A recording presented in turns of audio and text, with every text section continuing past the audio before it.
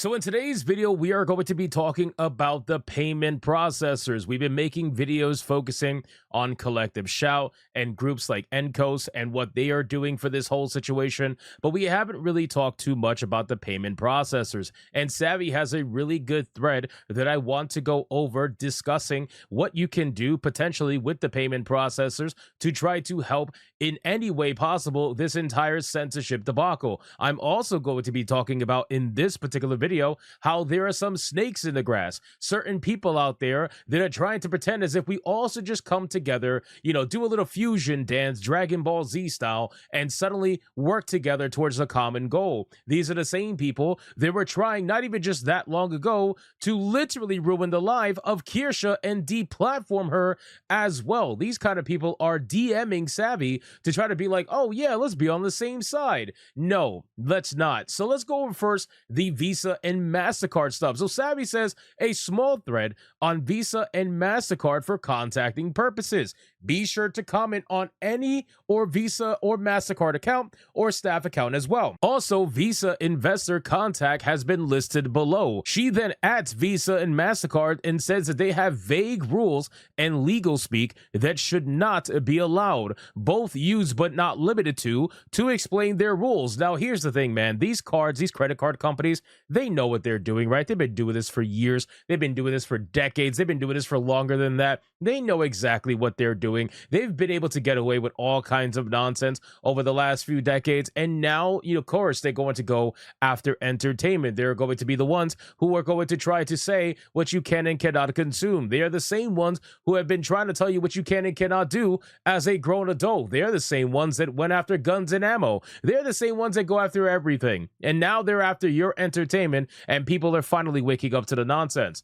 But Savvy says they also both wrote in their rules that in a way makes sense when applied to real human content. Dismembering people and engaging in bestiality is indeed illegal by law. Works of fiction are protected, but no human was harmed in fictional content the way that they would be if it was real content. Collective Shout decided to take credit for pushing them to enforce their TOS on merchants. So be sure to let them know that listening to foreign extremists is very anti-protected speech, protected art, anti-expression, but most importantly, illegal due to their duopoly status. Collective Shout and Encos are currently labeling all of anime as childlike so they can call it child exploitation to get it banned. They are directly attacking Elon Musk by calling Grok's Annie as childlike, and British MP women took that like gospel. So here's the thing, we talked about Collective Shout quite often. This is going to be one of those situations where it's going to be so many videos on this situation because it's not going to stop, right? They're not stopping, so we're not going to stop, right? Why would Collective Shout's not going to stop?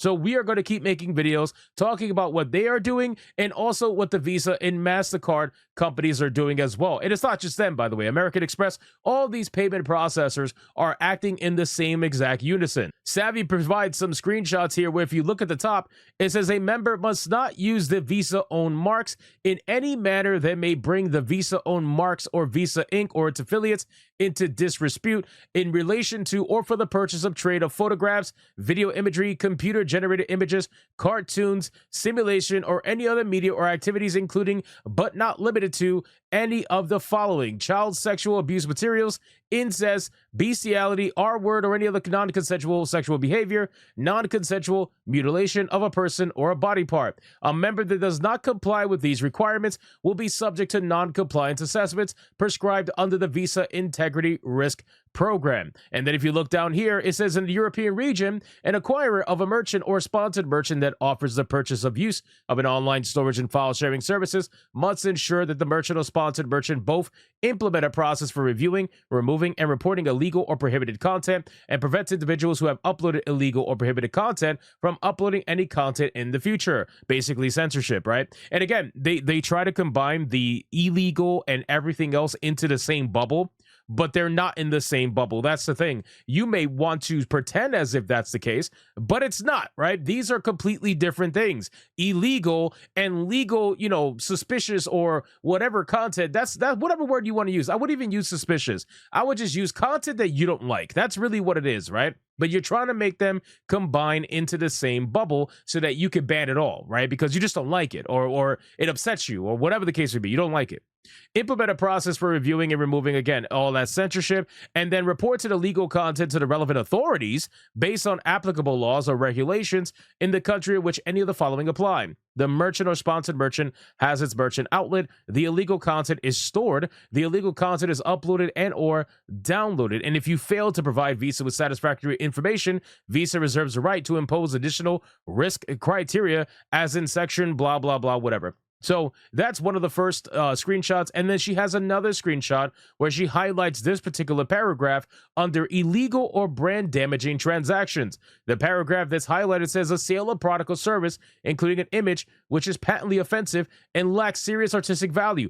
Who are you to decide what's artistic value? Like, that's, bro, these people and the fucking balls on these companies, like, who are you to say what is artistic value and what's not when you got CEOs out there buying fucking paintings of bananas and spending millions of dollars on it? Who the fuck are you to say that what? Oh my God, bro. Anyway, such as, by the way of example and not limitation, images of non-consensual sexual behavior, sexual exploitation of a minor, non-consensual mutilation of a personal body part, and bestiality, or any other material that the corporation deems unacceptable to sell in connection with a mark. So again, this is very open-ended. They use the same not limited to language to try to keep it as open-ended as possible so that if they find something in the future that they just say, oh, I don't like that, then they could just ban it. It doesn't have to be in their TOS technically, because that's where the not limited to comes into play, you know? So it's such a fucking unbelievable system that they are trying to develop here. Mastercard has engaged in egregious overreach in the name of protecting their brand.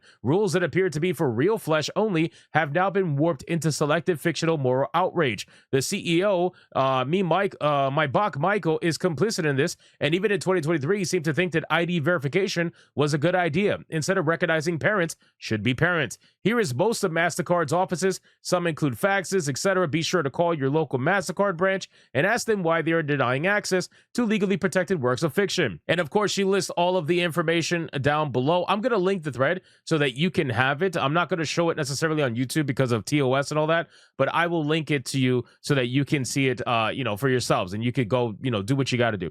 Visa has also engaged in ridiculous overreach, and you can let Ryan, the CEO, know here on LinkedIn. Feel free to comment on every post and tag him. You can also contact investors here and let them know that Visa is bending the knee. And again, she links everything. So I'm going to link this thread in the description box of this video and also in the comments pinned down below. But here's one thing I really want to talk about as well. And that's snakes in the grass. If you guys are unaware, there was a certain creature on the internet known as Anna Valens or something like that. And this particular person decided to go after Kirsha and try to literally ruin her life. I'm not even kidding. Like, to the point where Kirsha has had to go above and beyond for her own protection to try to ensure that she is safe, considering what this person tried to do to her. Now, here's the amazing thing about this. Not only did Anna Valens get self-owned and have all the hit pieces taken down from Vice and obviously tried to run away from the internet, but apparently this person has a pattern of doing this in multiple different communities. Savvy says, never ever forget this piece of trash.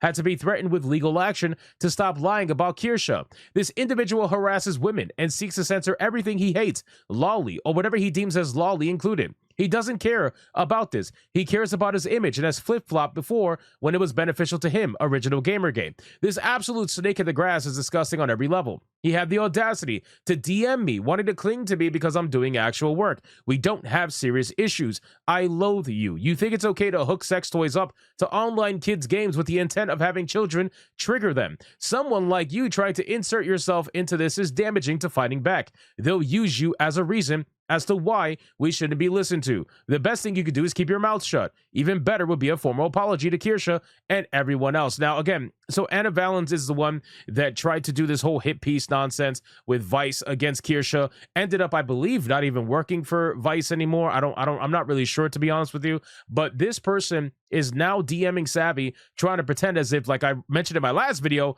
oh, we suddenly care about censorship now. We suddenly care about censorship now because why? Because it's going after the stuff that you like now? Now, all of a sudden, we got to pretend like we're on the same side? Nah, bro, that's not how this is going to work. So Anna Valens ends up DMing Savvy and saying the following. Hey, I know we've had some serious issues with each other in the past, but I respect what you're doing with Collective Shout. These people are unhinged. Imagine someone like Anna Valens calling someone else unhinged, bro. What kind of timeline are we in right now? He says, I'm trying to get them to send me a full list of games they plan on targeting and why. If they give in, do you want me to send in your way? They seem to have Encos and Exodus Cry on their side, which explains the strong arming. And again, this post is now unavailable because I don't know if I'm blocked. Probably because I'm blocked. But she was quote tweeting Anna Valens and what was said. And then Savvy says, that's right, block me again. I would never work with a freak like you. Gross of you to think I would lack standards. Puts Kirsten's life in danger and tries to censor her over 2 months. Put differences aside. No, I don't think I will. You tried to hurt my friend with lies and we're given chances to apologize and never did. Filth, absolute filth. And again, the best way you can help is to delete your account and fuck off, Savvy said.